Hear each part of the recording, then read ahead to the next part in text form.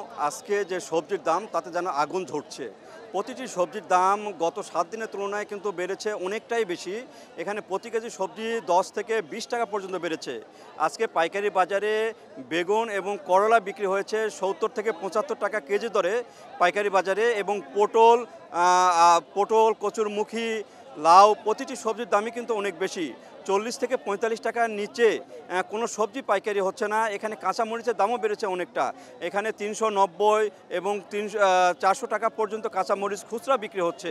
এখানে যে যারা এখানে কৃষক তারা বলছেন, আর 12 শতক বাগুন, প্রথম অবস্থায় আমি বাগুন তুলছি 12 শতকের থেকে 8 মন থেকে 9 মন 6 মন।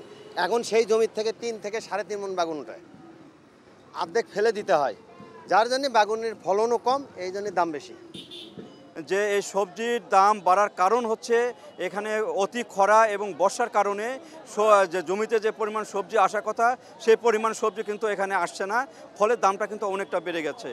আর এখানে অন্যান্য হাট বাজারে কিন্তু সবজির যোগানটা কম হওয়ার কারণে যে পাইকারি যে ক্রেতারা তারা কিন্তু এই হাটে বেশি ভিড় করছেন এবং এখান থেকে সবজি কিনে অন্যত্র নিয়ে যাচ্ছেন, ফলে চাপটা বেশি হয়ে গেছে, এজন্য দামটা কিন্তু বেড়েছে।